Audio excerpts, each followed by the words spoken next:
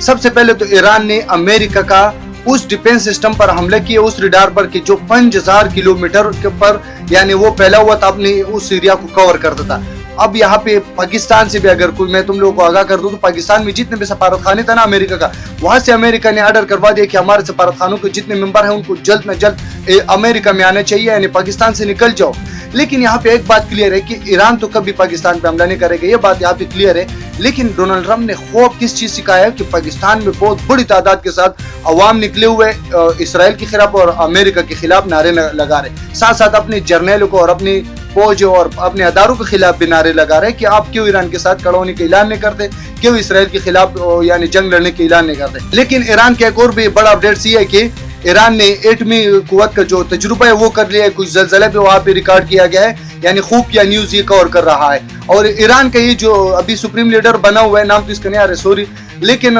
عربی میڈیا پورا کور کر رہا ہے کہ یہ ایران کا سپریم لیڈر ہے۔ لیکن ایران نے اس پہ واضح کر دیا کہ ہم غم کے حالات میں ہم نے کوئی ایسا ابھی کوئی منتخب نہیں کیا ہوا ہے، جب ہوئے گا تو آپ لوگوں کے سامنے ہوگا۔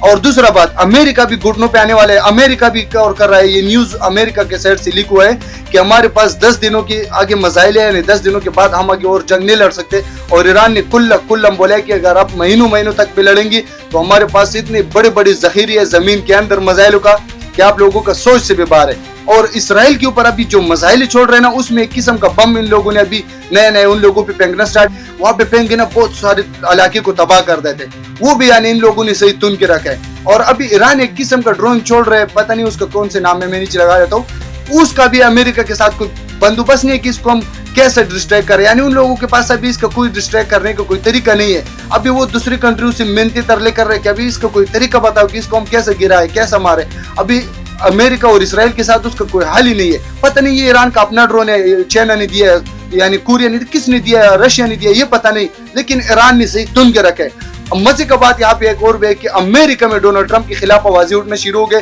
ڈونلڈ ٹرمپ کے خلاف احتجاجی شروع ہو گئے اور ڈونلڈ ٹرمپ کو گالیاں گلوچ پہ دے رہے اور صحیح تن کے رکھے۔ ابھی ڈونلڈ ٹرمپ کے اوپر آسمان بھی ٹوٹ پڑے اور زمین بھی یعنی اس کو کھینچنے والے۔ ابھی ڈونلڈ ٹرمپ کے ساتھ کوئی راستہ نہیں، یہ اتنا بغیرت آدمی ہے نا کہ ابھی تک یعنی کتنے عرصے سے ایران اور امریکہ ایک دوسرے کے ساتھ یعنی ایک دوسرے کو دھمکی ممکے دیتا تھا، لیکن جنگ کے لیے کوئی نہیں اترتا۔ یہ ڈونلڈ ٹرمپ بغیرت آ کر جنگ میں کود گئے اور یہ جنگ ابھی ایک اتنا بڑا شکل اختیار کرے گا کہ پورا خطے کو ساتھ میں لپیٹ سکتا ہے۔ اور ایران نے بھی واضح کر دیا کہ ہم پورا خطے کو ساتھ میں جنگ میں لے کے جائے گا، کیونکہ پورا خطہ پوری کنٹری امریکہ کا سپورٹ میں کب سے کھڑے ہوئے، امریکہ کا غلامی میں کھڑے ہوئے۔ تو بقایا اللہ خیر کرے، یہی اپڈیٹ آج کا۔ بقایا خوش رہو، آباد رہو، پاکستان زندہ باد، ایران زندہ باد، عمران خان زندہ باد۔